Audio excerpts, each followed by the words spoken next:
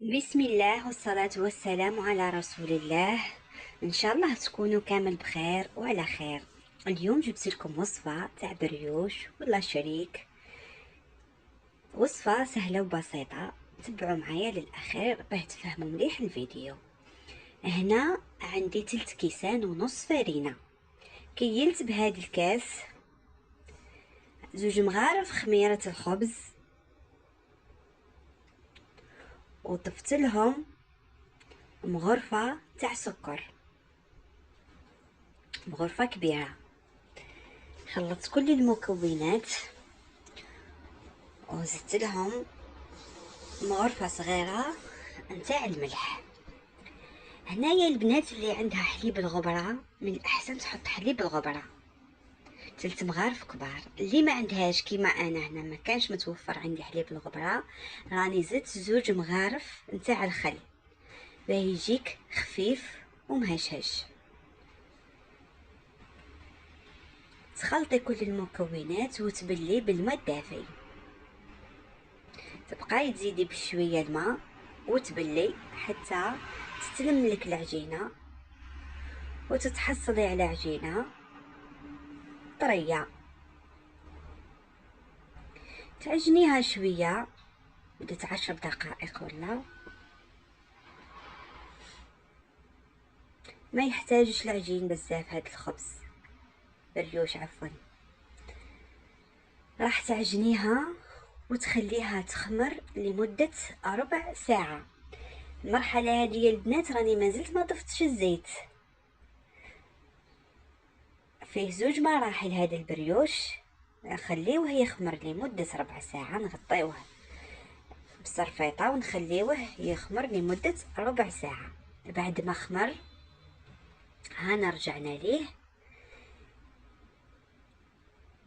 نهبطولو الخمور تاعو ونبداو نضيفولو في الزيت ونعجنو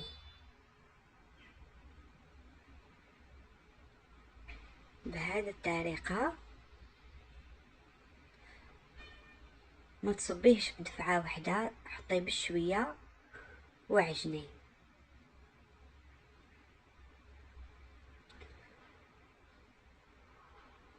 هاد البريوش يا البنات تقدري ديري بيه همبرغر، كيما تقدري ديريه محشي بالفرماج ولا تحشيه بالشيكولا. مليح للاطفال، هما اللي يحبوا هاد الحوايج بزاف، راح تفرحي وليداتك بيه. شوفوا يا البنات كي تصبوا الزيت راح تلقاو العجينه راح تبدا تتفتف، ما تخافوش منها، راهي درك تولي كيما كانت. كملوا صبوا الزيت وعجنوا.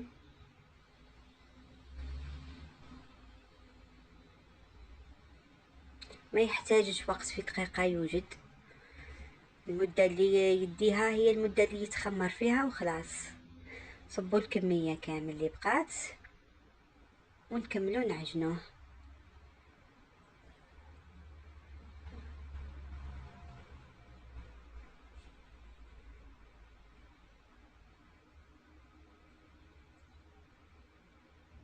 بهذه الطريقه.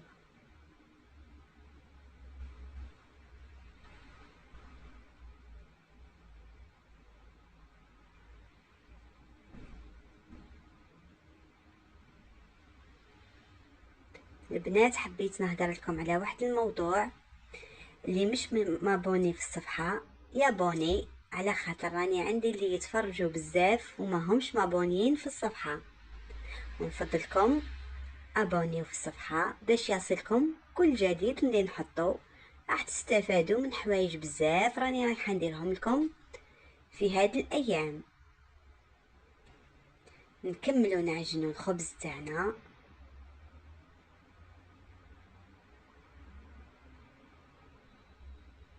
البريوش عفوا،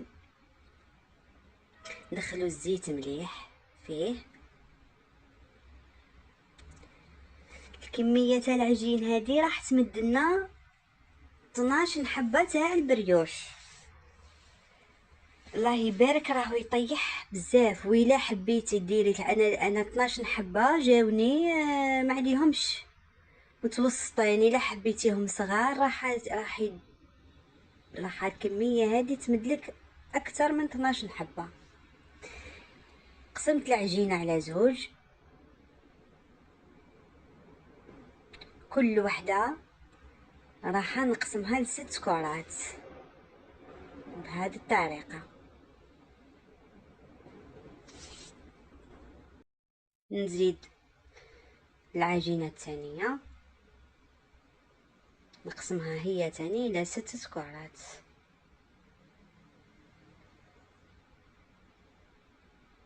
يعني قلت لكم يا البنات، العدد الحبات راكم نتوما اللي تتحكموا فيهم.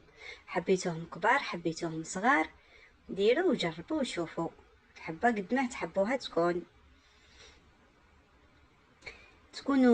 نكونوا دهنا البلاطو تاعنا بالزيت ولا فرشنا له ورق الطهي.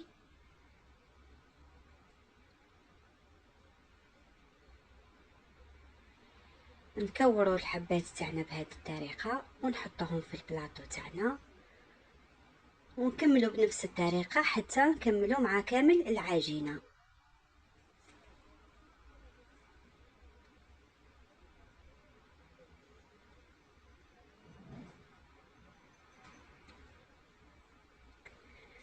بعد ما نحطوهم في البلاطو راح نجيبو بيضه نخلطوا لها شويه تاع القهوه ولا شويه تاع الحليب. انا خلطت لها شويه تاع القهوه، نخبطوها مليح ونهبطوا الحبات بيدينا باش يجيو مفشفشين مليح من داخل. نخبطوا الحبات البيض جيدا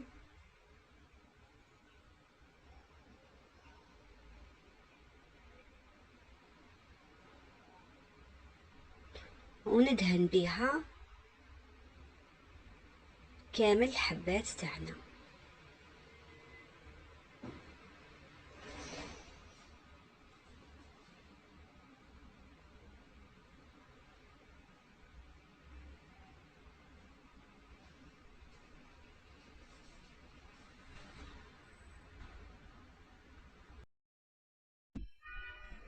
والفرن راهو يكون شاعل من قبل ومسخن على 180 درجة.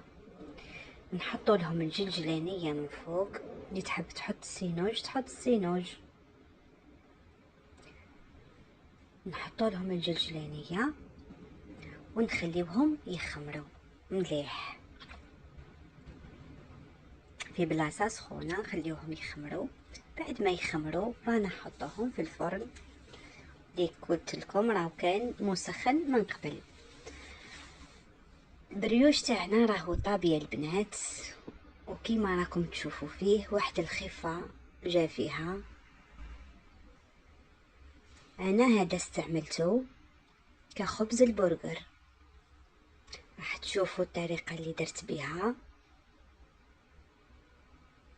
الفيديو تاع طريقه البرجر راهي في القناه، هنحط لكم الرابط تاع الفيديو وتفرجوه بالتفصيل.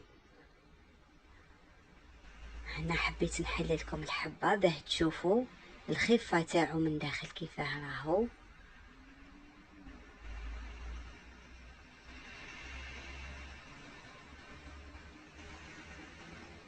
اللي يحبوا صحي اكتر يعوض بلاصه الزيت النباتي يحط زيت الزيتون. حاجه نظيفه تخدموها في الدار لوليداتكم تفرحوهم.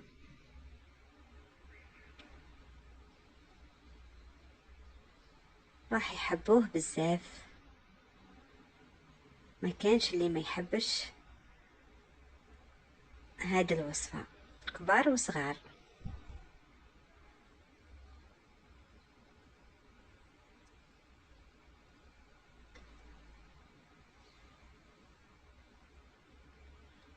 هنا حطيت السلطه،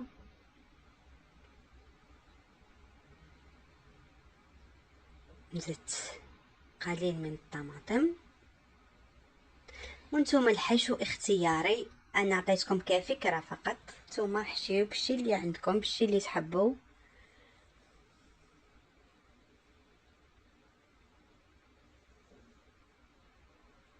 انا هذا درتو باللحم المفروم، الفيديو اللي في القناه راني درتو بالدجاج المفروم.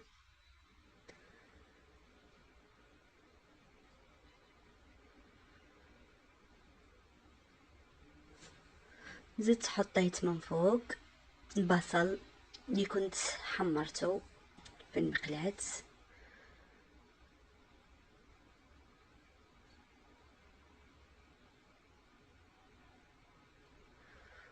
ونقفلو على الحبة.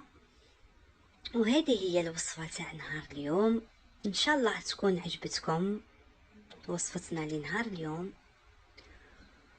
وكما قلت لكم قبيل، اللي مش مشترك يشترك في القناة باش يصلوا كل جديد، وهكا تكبر العائلة تاعنا وتوصل الفايدة لكل الناس.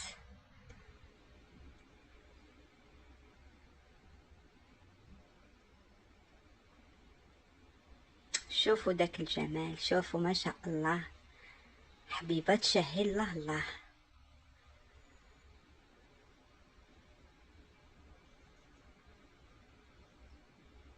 راح نقص لكم الحبة على زوج باش تشوفوا من داخل كيفاه جات.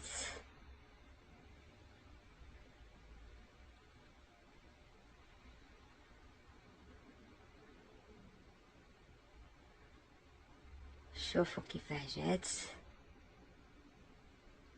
هذيك الصلصة هي صلصة مايونيز، خلطت لها شوية هريسة ودهنت بها الخبز تاعي، وهذا الشكل النهائي. وشهية طيبة، وإلى اللقاء في فيديو آخر إن شاء الله.